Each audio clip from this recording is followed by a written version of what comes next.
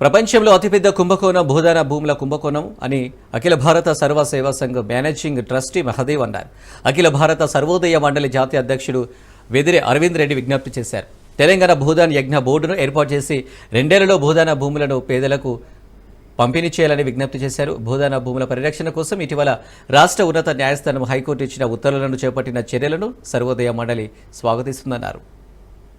आज भूदान लैंड के बारे में इतने स्कैंडल्स हुए हैं और कल का मैं न्यूज़पेपर्स देख रहा था, उस स्कैंडल्स में गवर्नमेंट के ऑफिसर्स भी शामिल हैं.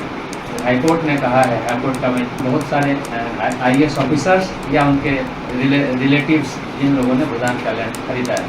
As per the law Bhoodan land can not be sale और परचेज, और सुप्रीम कोर्ट का जजमेंट है Bhoodan land only for the landless agriculture labourer of the same village. लेकिन मैंने यहाँ पर पिछले कई सालों से as per the media reports and newspapers about 3,500 crore Bhoodan scandal is done here, it is very very sad.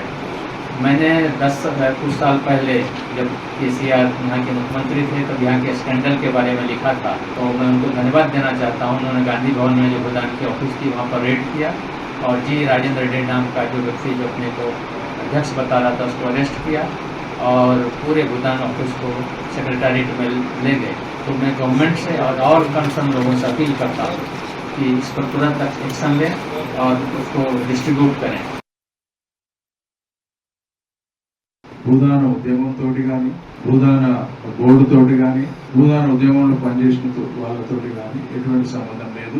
Bhoodan Ramachandra Reddy గారి కుటుంబ సభ్యులతో కూడా ఏమి సంబంధం లేదు అనేది వాళ్ళు ఖచ్చితంగా చెప్పారు. మేము అదే చెప్తున్నాం. సో వారు ఏమైనా చేసిందంటే ఒక ఫోర్జరీ లెటర్ తోటి తెలంగాణ భూదాన యజ్ఞ బోర్డు చైర్మన్ గా వారు అపాయింట్ అయినారు. డాక్టర్ వీణా బెయిన్ అనే వారికి లెటర్ తీసుకొచ్చి వారు అపాయింట్ కాగానే వీరు అధ్యక్షులు ఉండేటప్పుడు గవర్నమెంట్ లో సీఎం గారికి, గవర్నర్ గారికి, చీఫ్ జస్టిస్ ఆఫ్ ఆంధ్రప్రదేశ్ వారికి బాగా కంప్లైంట్ చేస్తే ఇమీడియట్లీ గవర్నమెంట్ అతన్ని తీసేస్తే మళ్ళీ స్టే తెచ్చుకున్నాడు.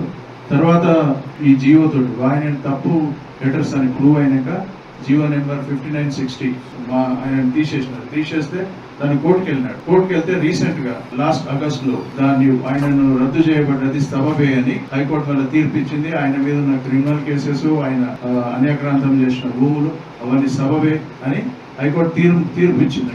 అన్యాక్రాంతమైన భూములను ఎందుకు వెనక్కి తీసుకోలేదు? గవర్నమెంట్ విజ్ఞప్తి, ఆయన హైకోర్టు తీర్మానం ఇచ్చింది, ఆయన మీద చర్యలు తీసుకోవాలి. ఇదే కాకుండా పోయిన 10 ఏళ్లలో జరిగిన